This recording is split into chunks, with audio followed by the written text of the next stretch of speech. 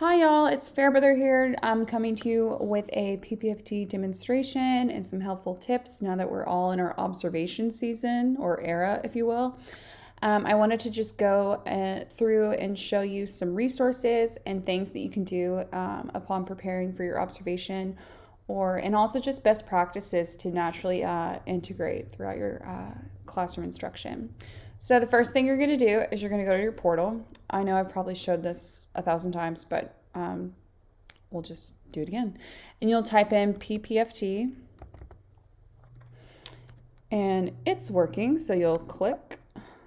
And this is your one-stop shop, if you will, about everything regarding PPfT, leadership pathways, PDUs, especially because it's under the category of employee effectiveness, the Office of Employee Effectiveness, PPfT, and leadership pathways, like I was saying, all of that falls under the umbrella of that department within AISD.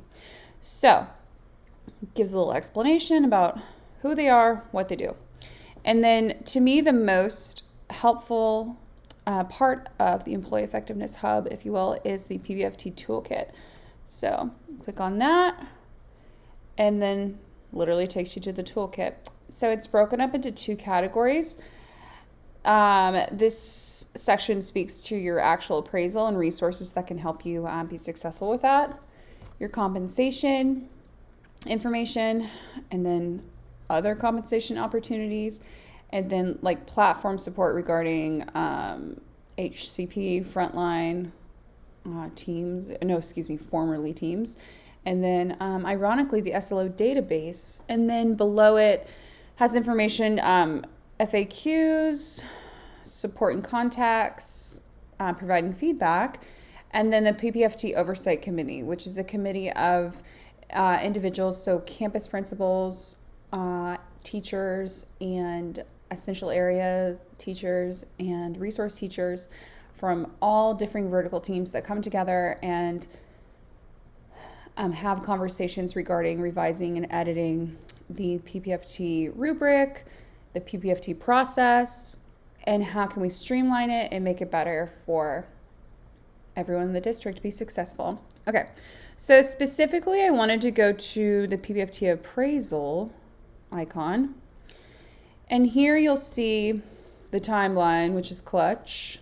Tells you everything you need to know about your SLO, excuse me, and your formal observation windows, information about walkthroughs, and then specifically going to the instructional practice rubric, we'll click on her. Okay, and something that I really wanted to hone in on, so when I look at this document, and we've had this conversation in the PPfT Oversight Committee, when I look at this document, it's a lot of words.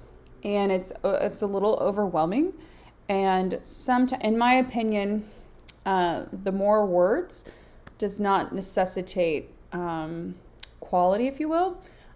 It's more about the types and the intentionality of the words that you're using. So, for instance, something that I really, really believe in, and this is what we talk about in PPfT Oversight Committee, and as in our PPfT contact meetings, is focusing on the bolded words, because there are so many actual words. Like I was stating on the rubric itself, we had a conversation. I just remember being like, it's overwhelming, it's confusing. Teachers are unaware of what distinguishes between a 4 and a 5 specifically. So let's hone in on instructional practice strand 1, which is practice and interactions, and specifically indicator 2 regarding differentiation. So a 5 mastery would be teacher systematically addresses individual student needs. And so systematically is the word that's bolded. And in my view and vantage point, systematically means it's just natural. It's that facilitated role. Like the teacher is just naturally addressing individual student needs. It is just apparent within his or her instruction. And then going to a 4, teacher consistently addresses individual student needs. To me, the word consistently means there's more evidence of teacher-led addressing of student needs rather than the facilitative role, which lends itself to systematically. And then going to the meets expectations category, which is the district has deemed that to be the norm or the standard, the average for PPfT. And so it says teacher frequently addresses individual student needs. So frequently to me, it means, it happens a lot, but it's not consistent. And then the next tier, it's not systematically, just natural in nature, if you will. And also it's been, the employee effectiveness team always says to the committee, they're like, please go back and tell your campuses that just because we have designated the 3 as to be, the norm and like the average, if you will, that is not them saying that you are then unable to then score a 4 or a 5. I think that's just a common misconception. That is unequivocally false, just to put it blatantly. That's why it's so important to pay attention to the bolded words and verbiage of the rubric.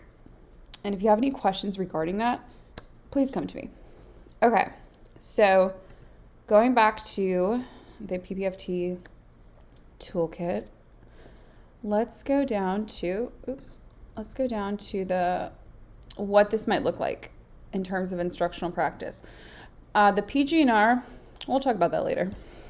Okay, so I really like what this might look like because it is so explicit. Because I think sometimes regarding PPfT and the rubric, again, it can be a little arbitrary, if you will. And this just gives specific practices and routines and ideas of things that you can do to ascertain a 5, to ascertain the score of a 4. And then the meets. They do not have what this might look like for strand 1 or 2, the scoring of a 1 or a 2, because the district expectation, that's the right word, is for meets expectations. Okay, a 3. So, for instance, if we were to go to my favorite one, let's see, differentiation. I mean, it has all sorts of different resources like Chalk Talk, choice boards and playlists, chunking tasks, concept attainment, which in 4th we did in regards to a provocation for our new unit of inquiry. It gives you new ideas or maybe reintroduces ideas that you might have forgotten about. Like I remember a couple years ago, during student teaching, we would always talk about 4 corners or inside-outside circle. And I looked on the what this might look like, and I was like, oh, Colleen, remember that? And then applied it to my instruction, and it proved to be beneficial. So clicking on any of these links, and it will help you discern between a 3, 4, or 5. Okay, so going back to the toolkit again, let's see. Oh, and then also it says non-traditional classroom settings. I would probably word that like other classroom settings. Dyslexia intervention, PE, art, music. We do not have dance. Early childhood special education, pull-out, push-in support, and just like all differing classroom settings. And then there's also additional PPfT appraisal resources for your informal walkthroughs, your SLOs. We'll talk about school-wide value added later, and we'll talk about PG&R later. So yeah, if you just click on, especially with the walkthroughs, it gives the expectations, like the why, and then how it's supported, the walkthroughs by the instructional playbook. Okay, and then just for fun, let's see, to end this on a fun note, I guess this is an exit ticket, if you will. Let's see if the SLO database is up. Okay. Oh, bummer. It's not. They emailed, like I think everyone got this email. I can't remember. They've extended the deadline for year-long SLOs, I think now until near the end of November, end of November. I'm not sure at this moment.